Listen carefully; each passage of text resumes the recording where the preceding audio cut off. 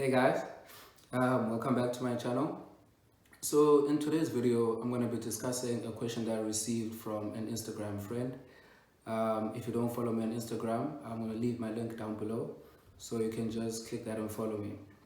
And you can also pop me questions, and then we can discuss them maybe in future videos. So she asked me if I could please take her through the process of booking and choosing like a place to go for her next travels.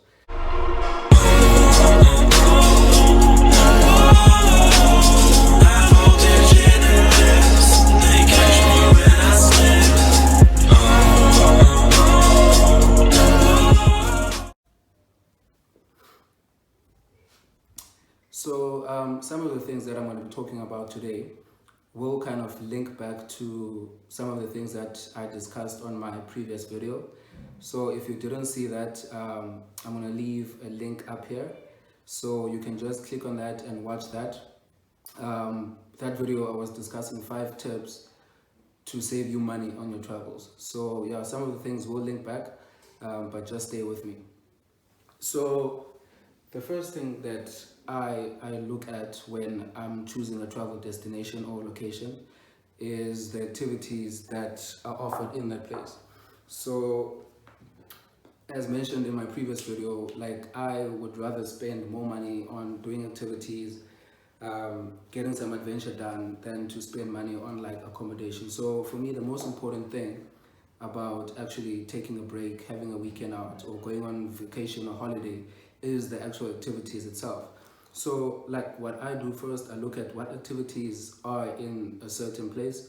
So for example, if I look at PE, or I look at East London, or I look at Coffee Bay, so I'll just check, man, to see what kind of activities they offer, and then also look at the price, how much they cost, the duration of the activities itself, and yeah, generally just I look at those things. So with that, I wanna spend more time doing activities and adventure than literally sightseeing and doing other things, or chilling at my hotel, or chilling in my B&B. So I'd rather be outdoors. So look at the activities, look at the duration, how long is it gonna take? Is it gonna take up the whole day? How many activities can I fit into one day? What are the expenses? So the first thing that I look at is the activities themselves, and then the second thing that I look at is the actual cost of being in that place. So for example, if I choose to go to PE, what are the expenses for me getting to PE, staying in PE, doing activities in PE, and coming back?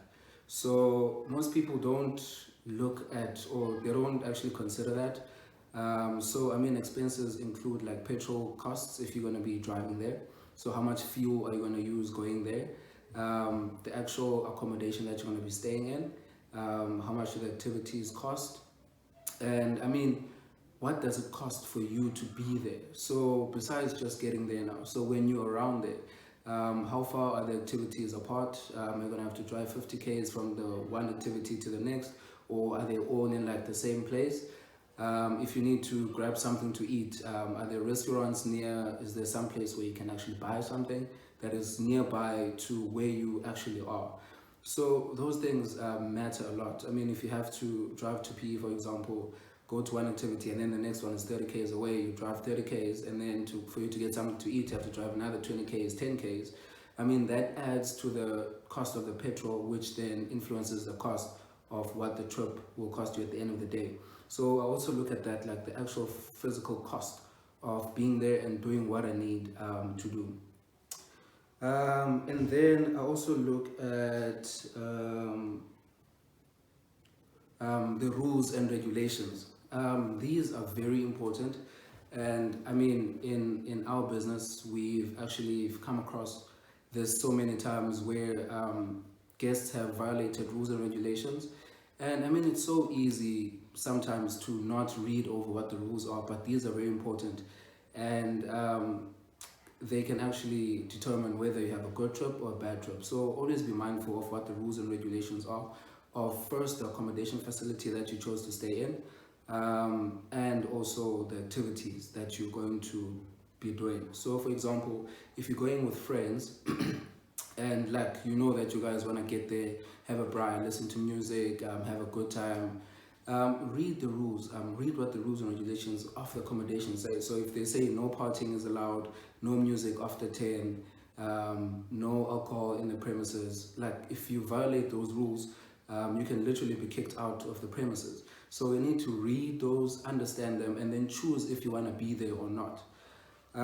Like I said, like so many people literally don't consider this, and they go into a venue thinking, we're just gonna get there, we're gonna have a nice party, and then next thing they hear a knock on their door to be told, please guys turn off the music, and then like it becomes sour for everyone. So you don't want to run into a situation like that.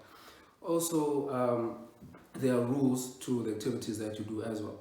So for example, if you're going skydiving or you're going bungee jumping and you kind of had something to drink before that, most facilities will tell you can't have anything to drink before taking those activities.